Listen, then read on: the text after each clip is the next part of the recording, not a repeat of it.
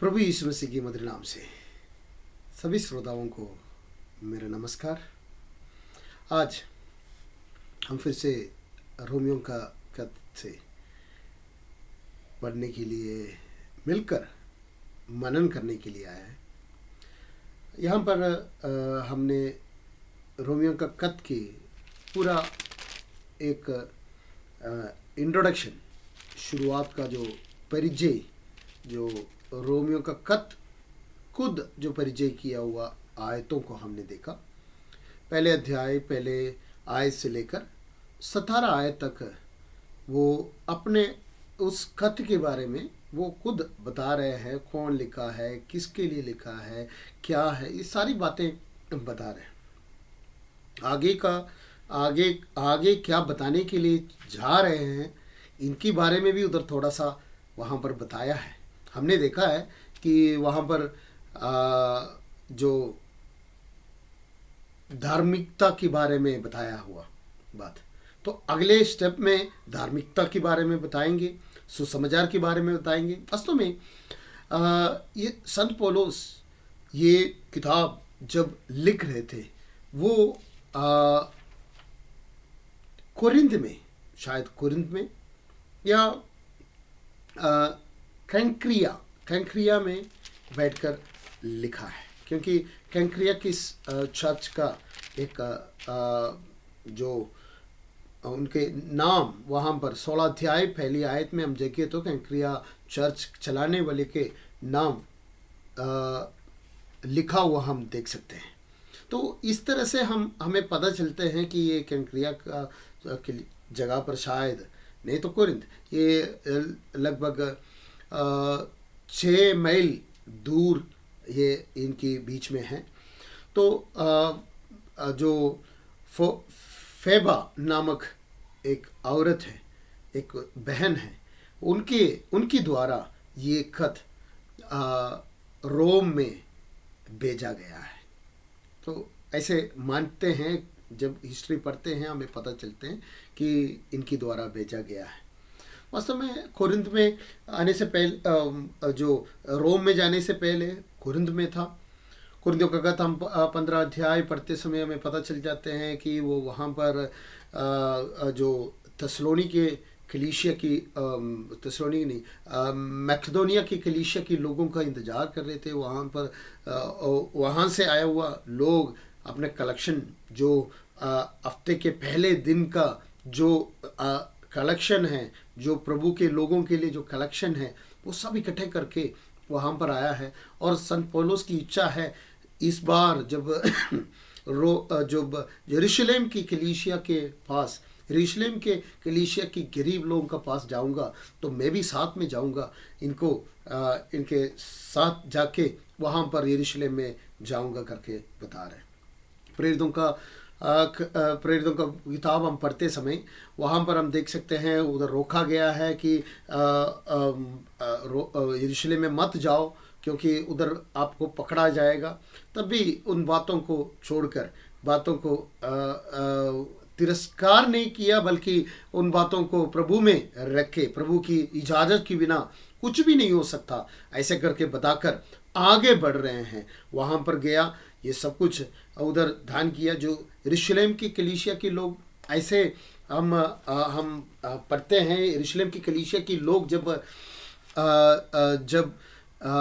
गरीब हैं करके इसलिए बता रहे, उन दिनों में जब पहले सदी में, यानी यीशु का स्वर्गारोहण का बाद में, हम प्रेरितों का खत में पढ़ते हैं कि अपने जायदाद सारे बेचकर कलीसिया में लेकर आया। इस तरह से कलीसिया में लेकर आया और उन्हीं से वो खाने पीना शुरू हो गया। इस तरह से वो कलीसिया के लोग गरीब हो गया करके बता रहे।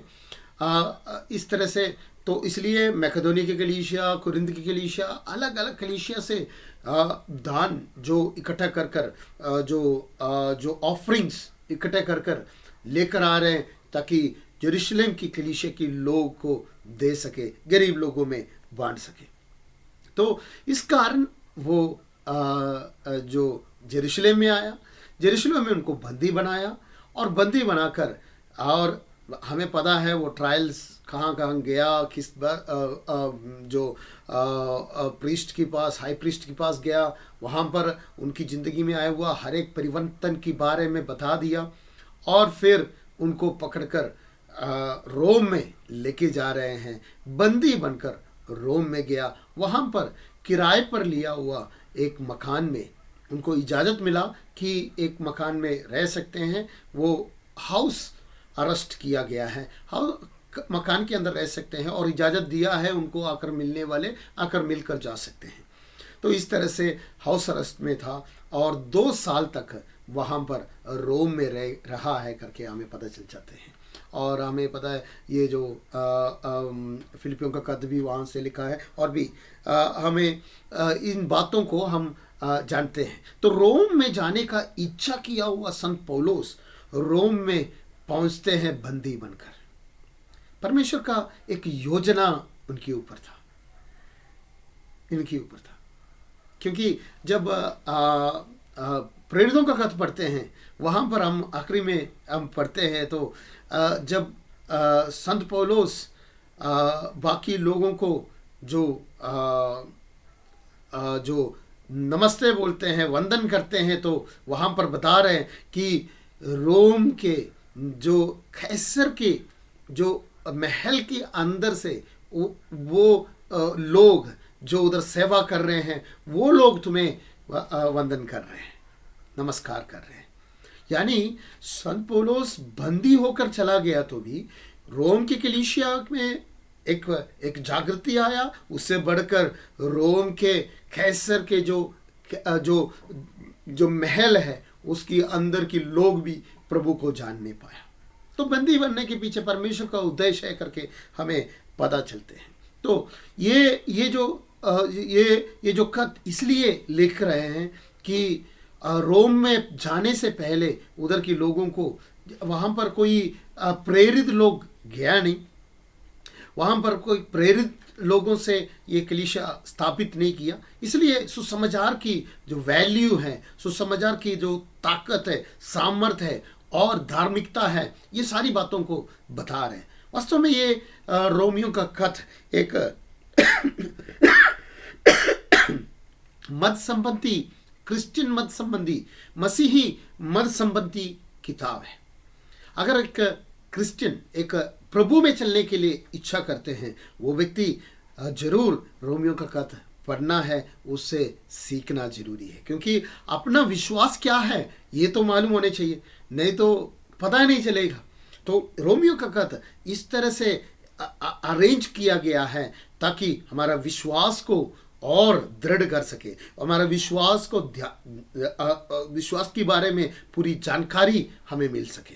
संत पौलुस इन बातों को इस किताब में लिखा है करके हमें पता चलते हैं। लगभग AD 57 के समय 59 के समय तक, 57 से 59 तक के समय ये किताब लिखने का लिया हुआ है। क्योंकि कोरिंथ के कलीसिया को जब वो कोरिंथ की कलीसिया को जब खत लिखा है, उन लोगों का परिवर्तन का थोड़ा बहुत परिवर्तन के बाद में कोरिंथ में संत पौलुस गया और वहाँ पर बैठ के इस खत लिख रहे हैं।